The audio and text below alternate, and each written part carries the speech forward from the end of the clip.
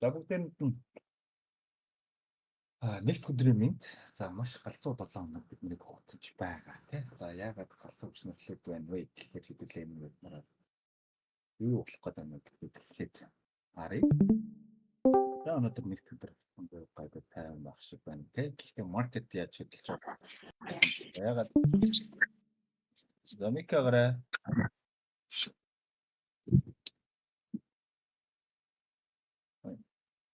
за маркет өнөөдөр юу ямар хөдөлгөөн болоод байгааг бол анзаарсан багтаа энэ шалтгаан нэг шийдвэрлээ бид нар хад яагаад энэ ямар хөдөлгөөнүүд гараад байгаа нэ гэдгийн талаар ярилцсанаа. За энэ 7 хоног ягаад галзуу байх вэ? Хамгийн нэгдүгürt за 29-ноос 30-ны шилжих шүн буюу монголоор дөрөвдүгийн шүн одоо Федман нуруу үүнийг бодлон хүүгээ бурал хэсгээ одоо танилцуулнаа. Бурал хөө хэвээр нүдтэй бүү одоогийн байдлаар фокус хэвээрээ үлдэн гэсэн байгаа юм тий. За фэд төлж байгаа юм. Арай хэвтэ хогийн ногта байгаа.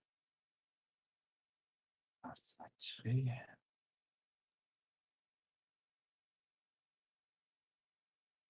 Юун дээр бол энэ дөр бол яг хэвээр нүдтэй нэг гэсэн project тавьсан байх юм тий. За ерөнхийдөө Trump маань өөрөө ерөнхийлөгч бол өнгөрсөн 7 хоног ажиллаа хүлээж авлаа тий. 21-ний өдөр болоо. 20-ны өдөр байсан юм байна. Мартин Лютер Кинг гэдэг одоо хүний нэрмжит өдөр юугаа хүлээж авах шиг болсон тийм үү? Ажиллаа хүлээж аваад цагаат нь Орсон за нэг 7 хоног өнгөрч байна. Тэгээд дараагийн 7 хоног явж байгаа юм байна. За тэгэхэд нөхөр бол сонгуульд гарч ажиллаа хүлээж авангуудаа ерөнхийдөө шууд Фед рүүгээ мөнгөний бодлогын хувьд маш шаардлагатай бууруулах хэрэгтэй. За зүйлийг ярьж байгаа юм байна л. За энэ ер нь хэвээрээ үлдэх магадлал нь 93 гэдэг гаргалсан юм тийм үү? Одоо нэг чинь 4.5% тайгийн хооронд байгаа шүү дээ. За тэгвэл яг current rate байх буюу хэвээрээ үлдэх магадлал нь одоо ингээд бараг 100 байгаа юм. За окей мөнгөний бодлогын хувьд бууруулахгүй гэж үзэж байгаа юм байна.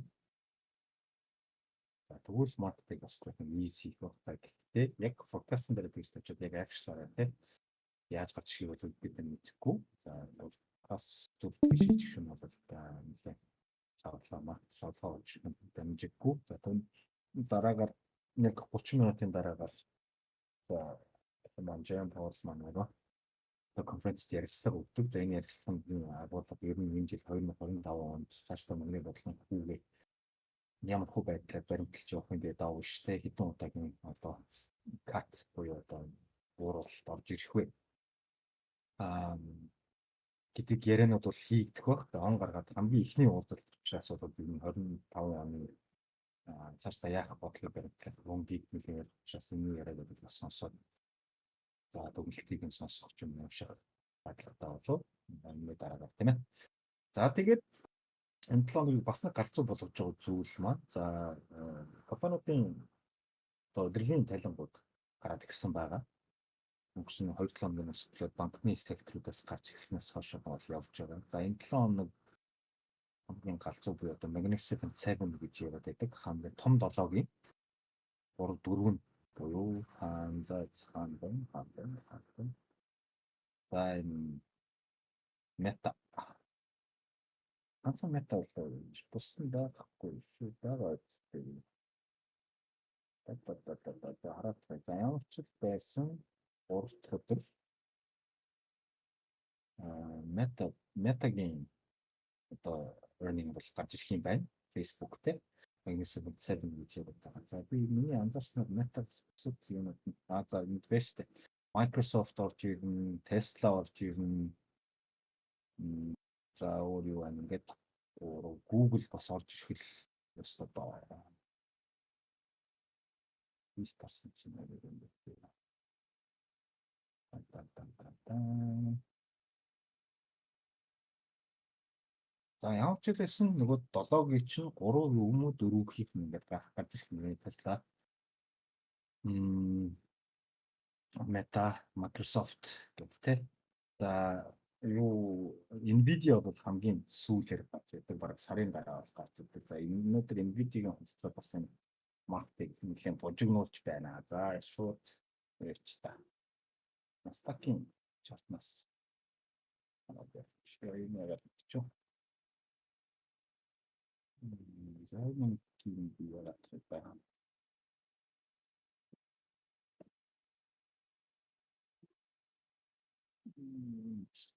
Өөр сайт бас Google анасаа ахмад үйлчлэгний бодлого гэсэн план. Англиснээс апарат. Англиэр нэг апарат чиглэл.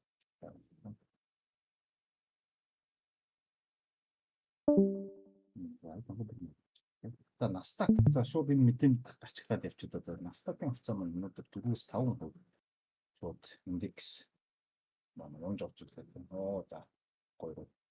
Яаж байгаа юм бэ? Дэвжингүй ажилласан компьютер маань жоохон зөөх баш гэсэн биш байна.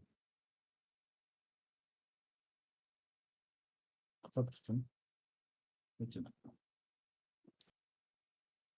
За Nasdaq-ийн future-ийн ханш маань өөрөө 4-5 орчим хувь болж онож явж ирсэн. За энэ шууд юутай холбогдолтой вэ гэхээр одоо Nvidia-тай өрсөлдөгч AI нэг компани гарч ирсэн DeepSeek гэдэг. За хэрвээ та хэд уншсан бол сүүлийн 7 хоногийн цаанд яг энэ DeepSeek гэдэг нэг шинээр хятадын стартап AI төрлийн аппликейшн гарсан юм байна. Сүүлийн 7 хоногт энэ маань өөрөө хайлтын нэг нэмэрт нэлийн өндөр хайлттай. За тэгээд хэрэглэгч нар маань яг энэ бас харьцуул үзсэн байна. Одоо ChatGPT гэртэй. Тэгсэн чинь үндсэндээ бол хариу өгүүлэлт за тэр хурдан байдлаар бол хамаагүй дээр байгаа юм байна. За тэгээд өнгөө хөлбөр нь ChatGPT-ийн үнэтэй хөлбөрөөс баг ингээд нэлээд илүү сайн ажиллаж байна гэсэн юм ревюнууд гарч ирээд байгаа юм байна. Тэгэхээр хятадын энэ стартап компани нь өөрөө AI өсөлтөд томоохон гараад ирсэн. Энэ маань өөрөө Nvidia-гийн хувьцааг нэлээд бас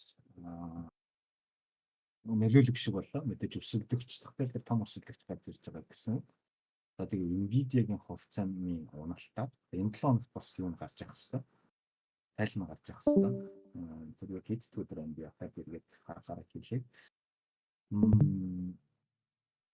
За тэгээд ерөнхийдөө гол шалтгааныг бол энийг л гэж яриад байна. Яг өнөөдрийн онолт бол. За техник юм дээр аа.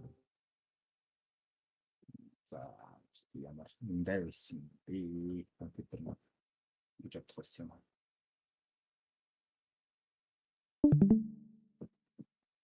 За юунд төрүүлж байгаа тийм ээ.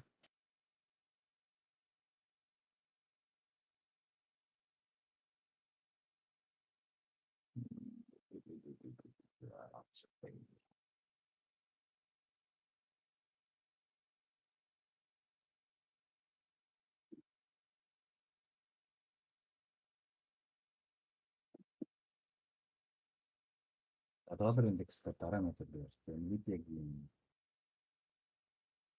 Nvidia-гийн Nasdaq-ийн хувьд нь юм хөдөлгөөн маань эсвэл яг саяны чинь билээс болтоо гэж байна. Тэгээд өнгөрсөн 7 хоног би яг өчигдөр бас харж таарсан. За яг энэ үүсэж байгаа шалыг доошоогоос гिचгэн надад бас амжилт олж ирэх. За арай ч ингэ шууд gap down гэж төсөөлөөгүй. Хэрвээ энэ өөрөө доошоогоо ирдэж орж ирээд буцаад ийшээ бүлбэг хийх юм бол одоо төлөвлөгөө бас байж болох юм байна.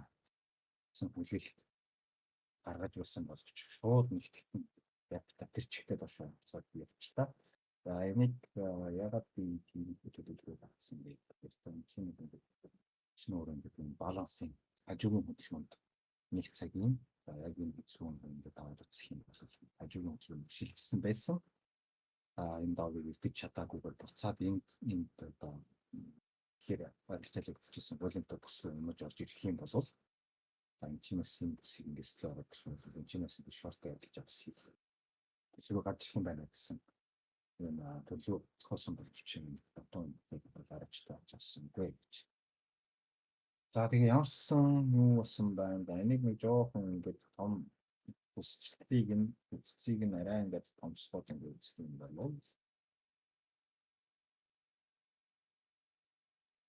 шинжилгээ. Нэг иймэрхүү бас фолиум ашигтай 7% гэсэн ингэж энэ дээр дороо ингэж гарч ирж байгаа харагдаж байгаа. Одоо яг хэрвээ ингэж авч үзэх юм бол энэний бас яг шал эсэлтээр үрээд ханшмаа төр зүрийн одоо эсрэг үзүүлэх за энэ бас доороос нь мэдээж цааны болоод байгаа болохоор доороос нь одоо баяр ус тусаж бодлож авч байгаа волюм одоо бишж байгаа юм дамжиггүй бах. Нэг олсон юм. За тэгэхээр өнөөдөр магадгүй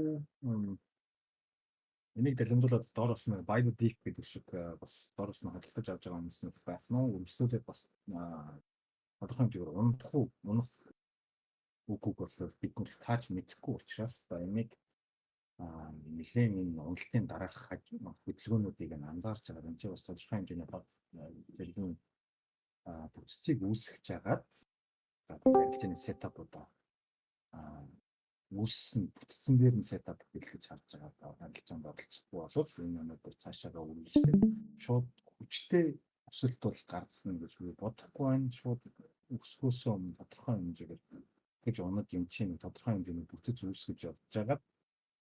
Тэгээд нэг бол дэшигээр нэг бол дахиад доош руу энэ ёроолыг өвчсөн доор бас магадгүй юунод гэрэл өвчсөн байхад юусгүй заяагаад тэгэхээр энэ хөдөлгөөн маань энэ хажуугийн хөдөлгөөн шиг гарах үедээ энэ чинь бас нэлээд олон волюмтай баяр энэ бүсээс бас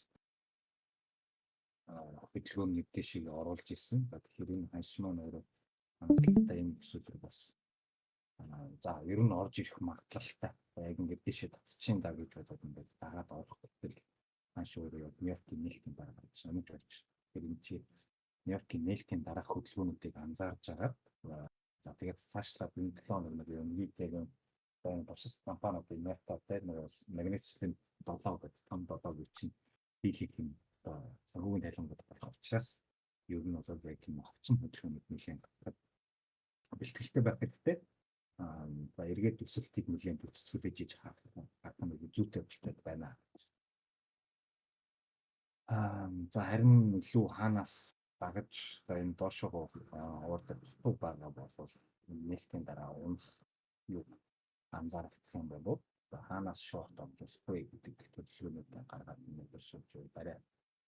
Зүгээр харагдаад байна. Тэгээд энэ саяны уналтан дээр бол яг энэ бүсүүд дээр волюмыг хаваад бүсүүд дээр бас ашиг барьж авах гэж оролцсон оролдлууд гарч ирсэн гэдэг тийм.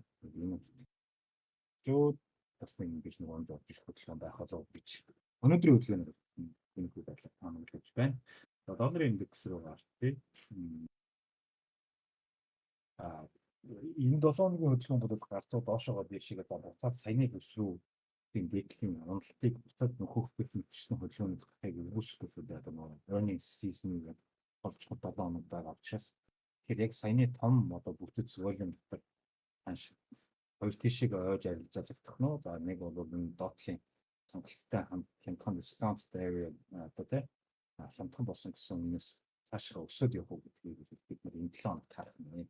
Гэхдээ нэг талдаа ерөөсөн маркетинг гарч дахиад бити локлороо өснө гэж бити явах гэсэн 100% гэж бүх эслийн менежментээр барилгүй гэж одоо энэ арилжааны цэцэл авчихсан өөрөө тий маш аюултай зүйл байдаг учраас бас хэрвээ уналт гарч ирэх юм бол гэдэг бодлыг бас тийм хөдөлгөөг гаргаж байгаа зүйл юм аа. Минут хэлж. За долларын индекс би долларын индекс дээр шууд нэг сонирхолтой өнгөрсөн 7 хоног хийсэн нэг зургийг хараад яачих. Ам зураг талаас хараад. Түүх иргэн татагдах уу?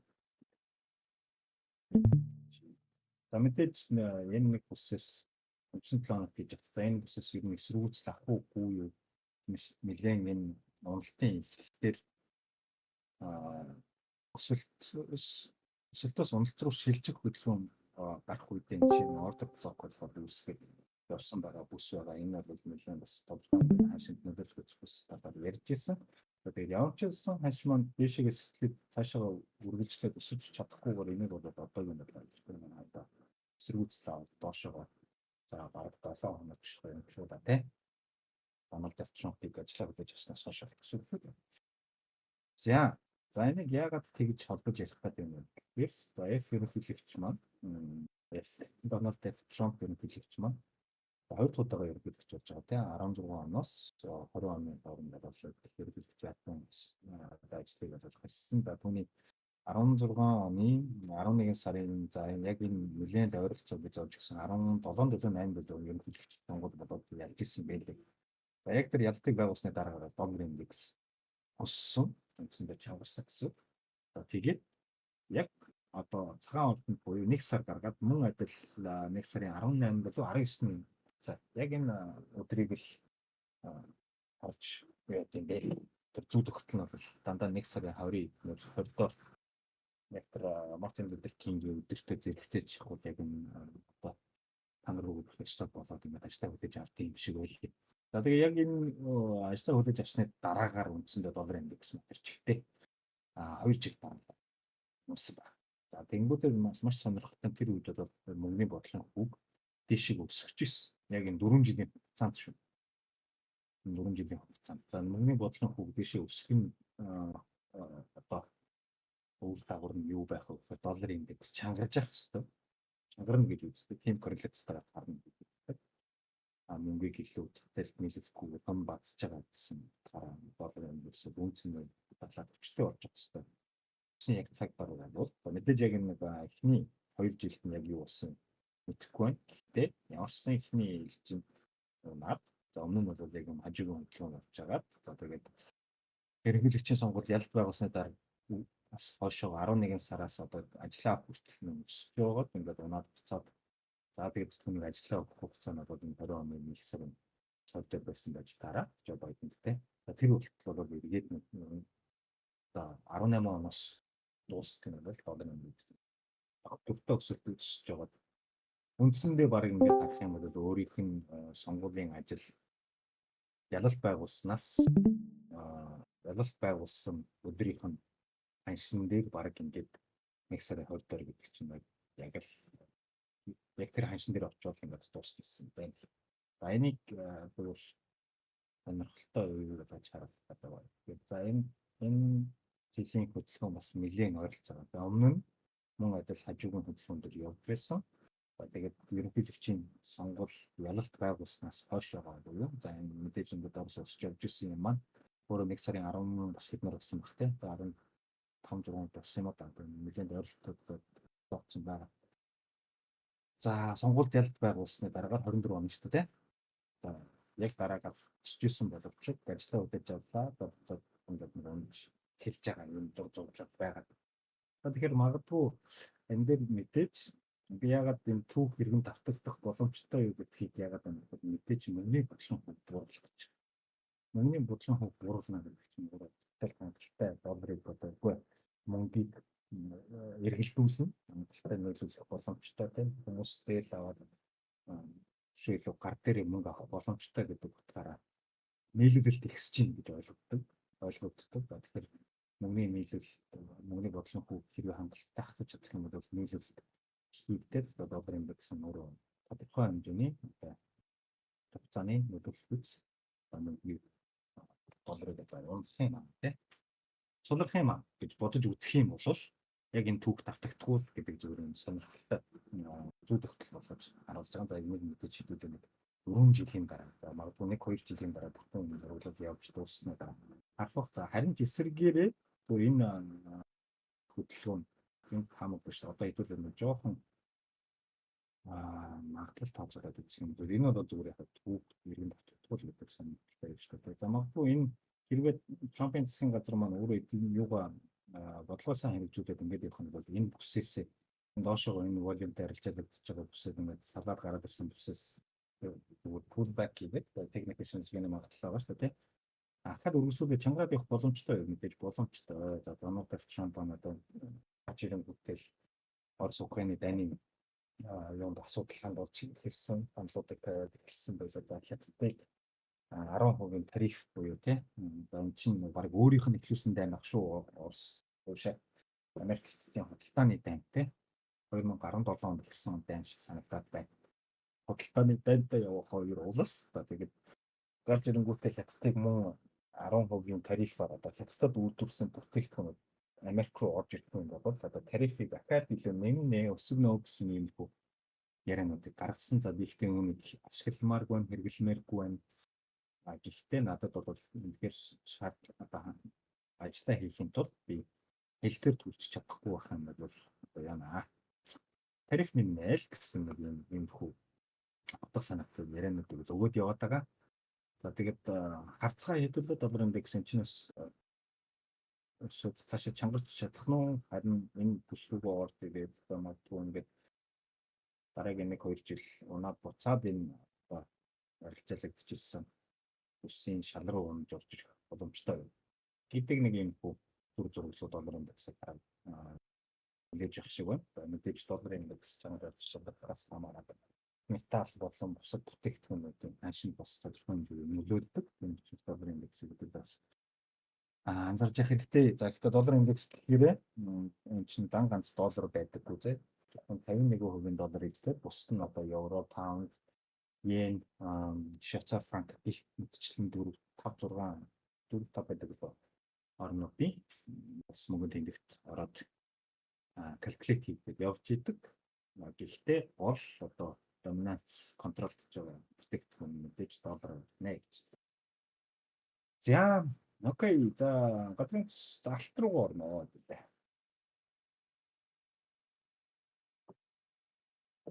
За алтныг за түрүүний ярьжсэн үргэлжлүүлээд ярихад Трамп нь одоо нөгөө Украин санал тавиад одоо юу гэх юм те. Даныг хордон зогсоохтой Путинтэй нэг ярьж үзмээр байна. Үзэхэд байгаа. Ер нь бол ярианууд хийгдэж яваад байгаа юм байна. За энэ даныг зогсоох юм бол бас мэдээж алтны аншинт цаашаа өсөлтийг бол хязгаарлах ба. Ер нь сонгоо дан байлтаа юм замбраагүй байдал зогсож байна гэдэг чинь бас эргээд нэг хүчтэй цаашаа өсөх. Одоо тэр хөдөлгөөнийг бол волюмыг хязгаарлах байхаа мэдээж хүчтэй том дайнууд гараад дэлхийн 2 одоо 3 дугаар гэдэг ч юм уу тийм энэ замбраагүй байдлаас болоод эдийн засгийн уналтууд гарах юм бол гэдэг байдлаараа өнгөрсөн жил бол маш олон орнуудын төв банкуд маш хэмжээний алтыг худалдан авч мөнгөний валюта хамгаалахын тулд те одоо худалдаж авсан түүхэн рекорд хийсэн одоо онцгойуд байлаа. Мэдээж тэр нөр алтыг цааш энэ түүхэн хаяадыг өсөж гарч ирэх гол хүч нөлөө болсон. За тэгээд энэ маань алт маань өөрөө бол одоо ингээд хажуугийн хөдөлгөөний хүсэл гэсэн за үндсэндээ 2006-аас 2710-ын хооронд хамгийн илүү өндөр волюмтай арилжаалагдж байгаа боловч энэ бүсээ одоо за техник шинжилгээний хадгалан бодлогын бүсээ энэ бүлбэр сэтлээд бүлбэр гэдэг нь дэшээгээ. Энэ all time энэ фьючерсийн ханш шүү за.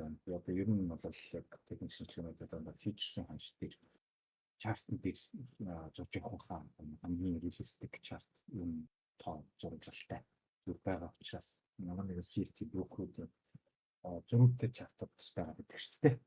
Тэгэхээр бараа энэ gold futures буюу фьючерсийн зах зээлийн чартууд байх болно шүү. За тэгээ явсан энэ all time high руу нэлээд чиглэлээр таньчи ханш маань бол тодорхой хэмжээгээр эсэргүүцсэн. За өнгөрсөн 7 хоног. За энд нэг энэ өсөлтийн тренд дээр зурагдаж болох нэг сэрээ явж байгаа хэвээр. За ингээд болчихсон байна.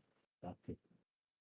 За яг өнгөрсөн 7 хоногийн нэгтгэхэд за би нэг Discord групп дээр зураг оруулж яг энэ ханшин дээр явж исэн. За тэгээд энэ дэшиг ST line-ыг татаад үзсэхэд үзээд орсон байсны дараагаар энэ ханш маань ST line-ыг бас гэж шалгаад өнгөрсөн 7 хоногийн 5 дахь хөдөлгөөнд ингээд дууссан шүү дээ. Тэгээ өнөөдрийн уналт чинь бас мөн адил яг энэ шууд Азийн зах зээлмүүдтэй шууд доошоо унаад буцаад ингээд хөдөлгөөн унаад өсөж байгаа нэг дүр зурагтай нэгт өдөр болоод эхэлж байна. За мэдээж нэгт өдрийн хувьд бол бас хөдөлгөөнүүд нэлээд буцтмал гэх юм бас нэлээд одоо хүчтэй хөдөлгөөнүүд гарч эхэлж байгаа бол харагдаж байна. За мэдээж тэгэхээр одоо алтан дээр хизээ шортын арилжаа за магадгүй за энэ channel буюу тийм Andrew Pitchford буюу одоо энэ сэрэний техникийн шинжилгээний одоо яг энэ төвлийн яг энэ channel дотор ингээд арилжаалагдаад ямар ч гэсэн явж байгаа юм байна. Тодорхой хэмжээний уналтууд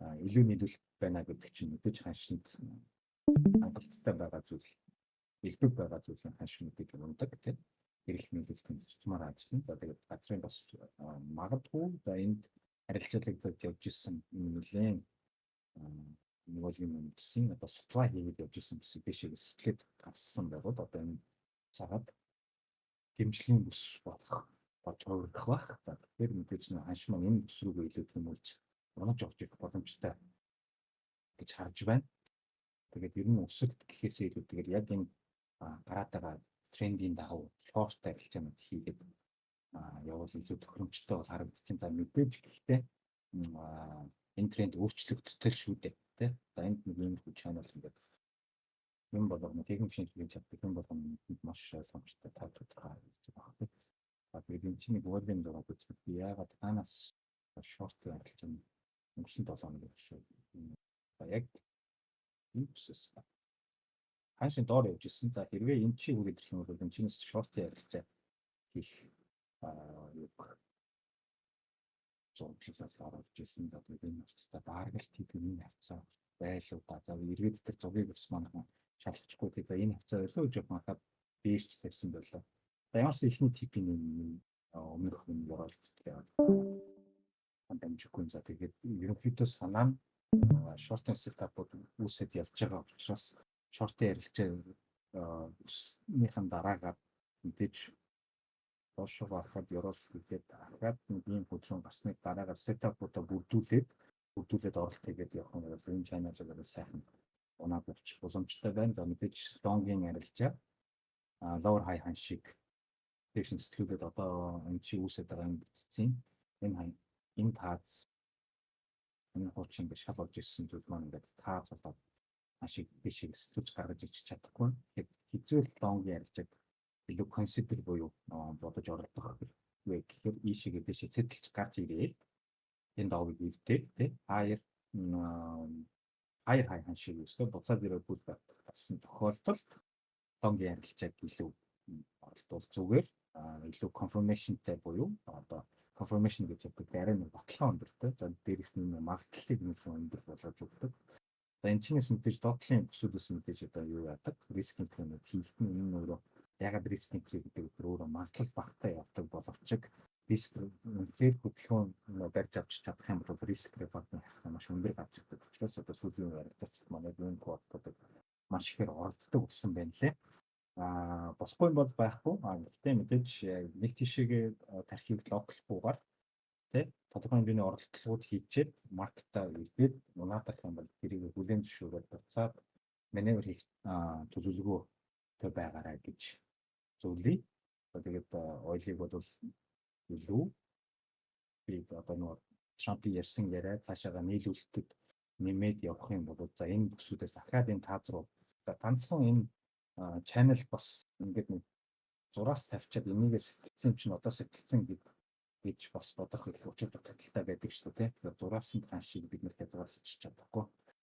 Энэ таац руу сэтгчээд буцаж орж ирдэг тохиолдол зүү тохиолдол бас анзаарэгддэг. Тэгэхээр энэ нэг үүсэж байгаа юм нэг таацсан дээр ханш яаж price action хөрвэн ирээдүйд дахиад энэ шиг ингэж орж ирэх юм дахиад нэг юм шорт ажиллаж байгаа илүү зөвхөн байж ах гэдэг зүгээр баха гэж бол би харж байна. За тэгээд Трампын ярьж байгаа яриагаар үнэхээр нийлүүлэлтүүд орж ирээд юм гэх юм уу юу гэдгийг хараад тэгээд ойлыг бол ер нь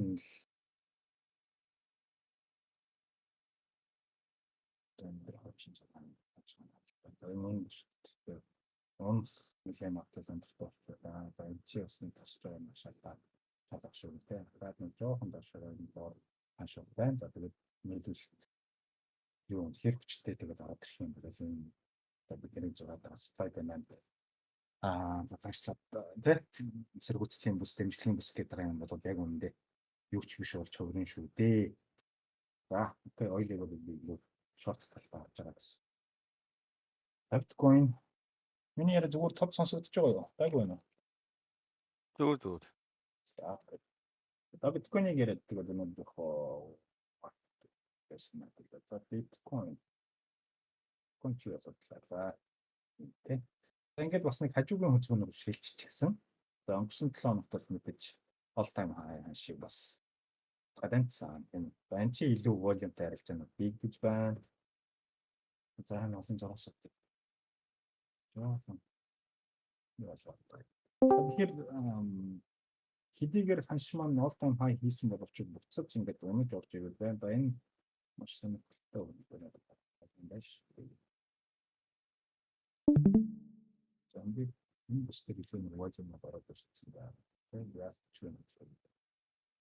За энэ биткойн цаашаа үргэлжлээд өсвөө за буцаад хэрвээ унах юм бол мэдээж энэ одоо волюм хажуугийн хөдөлгөөний шал бүртгэх юм боломжтой гэж харж байна. За мэдээж бас л бүх юмыг одоо энэ 7 хоног бол Трамп гарснаас хойш бүх юмыг Трамптай холбож ярихаас өөр аргагүй баг шүү. Одоо ягаад гэвэл Трамп маань өөрөө Америкийн нэгдсэн улсыг одоо крипто орн болгоно. За криптогийн салбарт нэлээд тэргүүлэгч орн болгоно гэсэн юм мэдээлэл хийсэн. За мэдээж энэ өөрөө криптог дэмжиж байгаа гэдэг утга санааг илэрхийлж байгаа. За тэгээд биткойн Ethereum гэдэг бүтээгдэхүүн чи өөрөө одоо зүгээр coin байхаар байсан. ETF бүтээгдэхүүн буюу те нөгөө хөрөнгө оруулалтын бүтээгдэхүүн болоод маш олон сангадар дамжигдаад ингээд арилжаалагдж байгаа юм бүтээгдэхүүн болж хөрвсөн.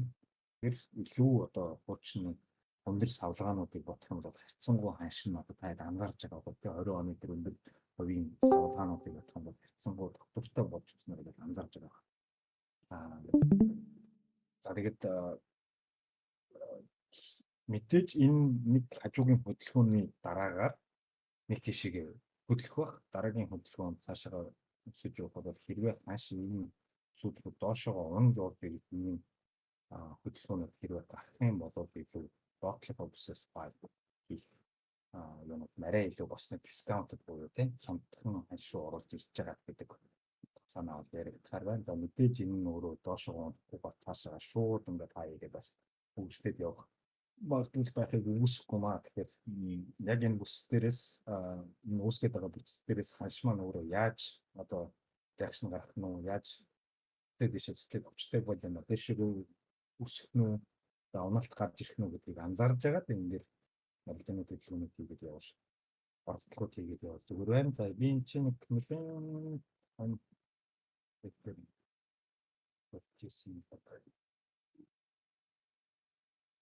нэлээд нэг лог дээр би шалгаж байгаа юм шүү дээ.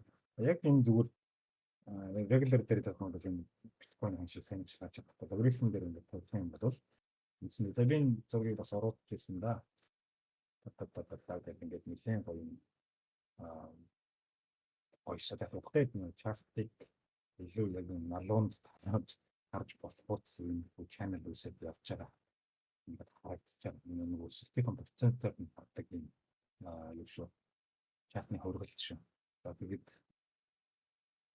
одоо ингээд харахад те зөвхөн л энэ all time high ханшаа хийснийхаа дараа зөвхөн consultation жижигхэн consultation буюу хажуугийн хөдөлгөөн л хийгдэж байгаа.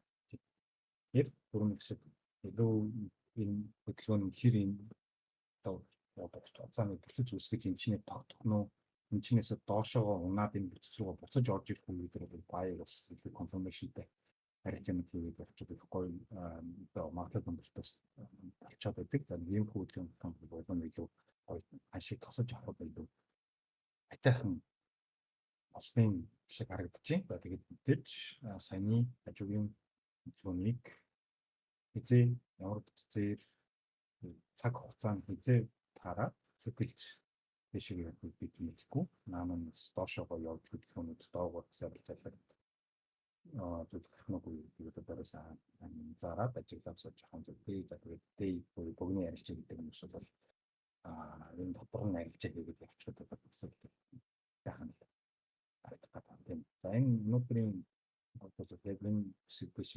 чадахгүй ингээд буцаад орж ир. Яг энэ волюм дотор арилжаа гэдэг энэ бүсийг нэг жоохон анхаарал хандуулж байгаа. Яагаад гэвэл энэ дээр нэг юм волюм дээр чинь өндөр волюм орж ирсэн. Юу харагдаад байна. Тэгээд мэдээж энэ чинь ордер блокууд гэдэг ингээд волюм энэ чинь өндөр байгаа учраас чинээс хэрвээ шортын волюм өндөр байгаа гэх юм бол ханшман орж ордер блок авдаг. Чи ханшиг доошоо шорт хийсэн юм ханшаа арилжаа хамгаалаад бас нэмж ингэж наагур нь за нэг шалгаад унах тохиолдлууд бас байгаа. Тэгэхээр ийм хөвлөн болох нь харыг илүү бас энэ дотор ингээд хэрэг тийм чокероо бас явж магадгүй хит бас яг нэг бүс дураас зурчаад тэрэндээ яг тэрнээсээ унах юм шиг 100% унах ёстой юм шигээр төсөөлж бас харилж яг улаарч битгий хийгээрээ тийм бид хан шиг юусоо 100% тааж мэдэхгүй өөрсдөө статистиктай гаргаж авсан арга барилаараа битгий онцлог хийдэг юм хөө ийм ажил хийдэг хүмүүс учраас хэд битгий бас яг нэг бүс зурчаад за энэ чинь заавал унах ёстой унаа нэмж ороод алдаанууд гаргаад байдаг шүү арилжаачдаг. Тэгэхээр дамаа энэ 7 онд за энэ сарыг дуустал энэ Трампыг юу хийх гээд байгааг мэдэгдтэл ханш нэг тийшээ тодорхой чиг хандлагыг өгж гартал бас нэг юм улаарсан олон арилжаанууд хийх нэг тийм тааламжтай биш байх болов уу гэж бодож байна. За окей.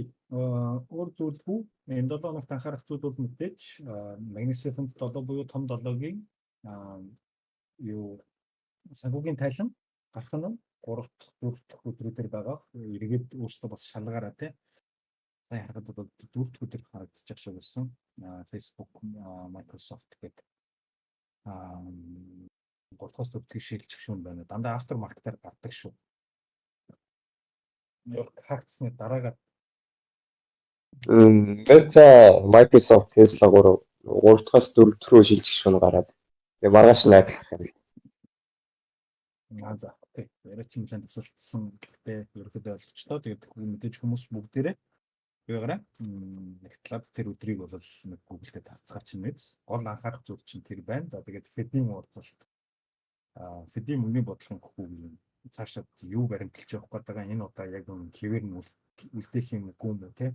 Сая харахад бол 97% магтлаад одоо мөнгөний бодлогын хүү энэ удаагийн уулзалтаар оны эхний удаагийн уулзалтаар бол энэ дээр нь барина үлдээнэ өөрчлөлт хийхгүй гэсэн фокустай бол байгаа юм байна. За тэгээд 30 минутын дараа Jerome Powell chairman-ийн одоо конференцд ярилцлага өгдөг. Энийг бас сонсоод за тэр өдрөө сонсдгоо маа гэхэд маргааш нь босч ирээд байнга арилжаа хийдэг хүмүүс бол те яг нөхөр юу ярив гэдэг зүйлийг конклюд хийгээд дүгнэлт гаргаад бол мэдээж сэтгүүлч тавьчихдаг. Тэрийг уншаад бас нэг ойлгох гэж оролдох хэрэгтэй.